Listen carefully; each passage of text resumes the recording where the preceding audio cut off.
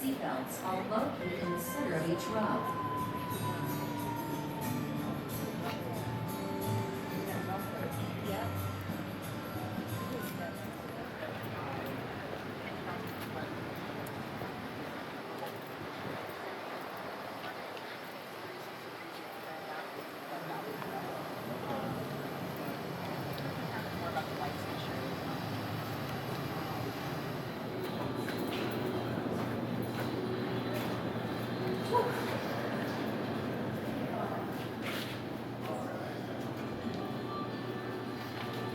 Alright guys, so welcome to Griffon Maintenance. So this is Griffon.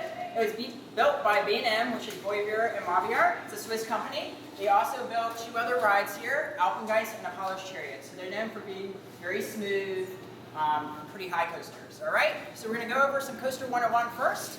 So on every coaster we have three wheels. So the top wheel, up here, is our road wheel, so it always rides on top.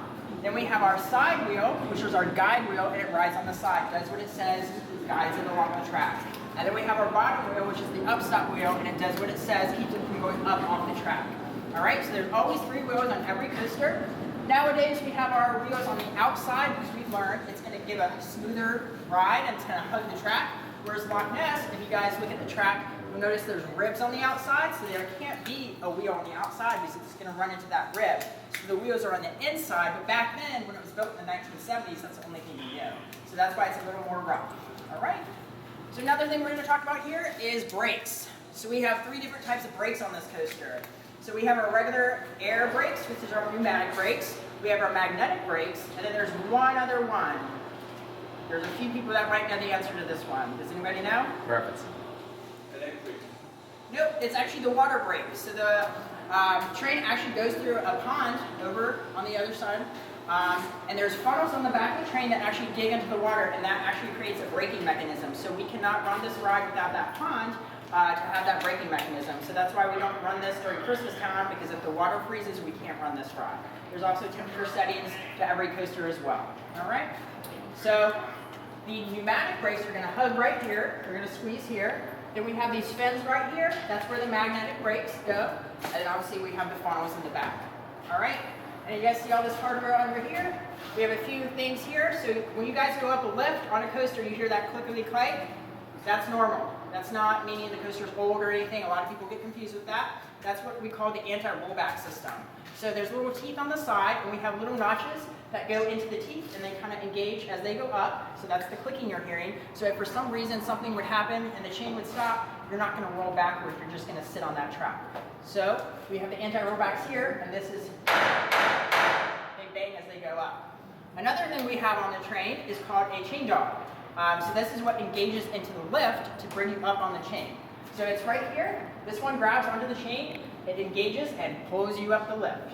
There's another one back here, and this one is for the drop. So I don't know if you guys know, some of you guys know this, that this is a dive coaster. So at the drop, at 205 feet, you're going to actually hang over the drop. So as you slowly go over, this is what's engaging into the chain, and the chain slowly pulls you over, and when it's ready to release, it accelerates you forward, and that's what releases you. So you actually never stop. A lot of people think you stop, you never stop. All right, so you're just slowly tilting over, and then you accelerate over. You guys also notice how many seats are across? 10. So there's 30 people on a train. So when we decided to build this coaster, we went to B&M and we said, hey, if you want to build a dive coaster, we want 10 people across, 3 rows of 10. So they came back and they did their calculations and they said, hey, the train's going to be like a little too heavy, it's not going to make it all the way around. So they went back, did some calculations, and came back and said, hey, why don't we make it floorless? So actually, we did not decide to make it floorless. B&M decided to make it floorless, and that's when we became the world's first floorless dive coaster. So it wasn't intentional. World's floorless dive coaster. Floorless, Yes. right, gotcha. Yep. Yes. So it wasn't intentional. It just kind of happened, but then some other people took it away from us after that. All right. So how much do you think this train weighs? It's in tons. How much, sir? How much do you think it weighs in tons? Metric tons? Yes. How many?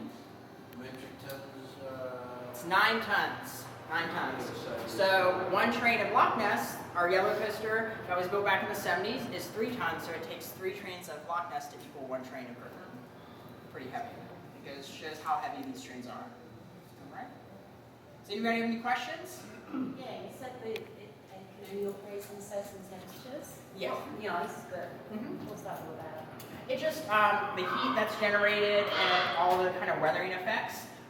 There's just certain, if we don't want the magnets, like for example, we don't want the magnets freezing at certain temperatures, so obviously we need those magnets to break, so we can't run the ride during certain temperatures. And also, like I was saying, the lake that it goes through, if that freezes, we can't run it because it's not going to dig through.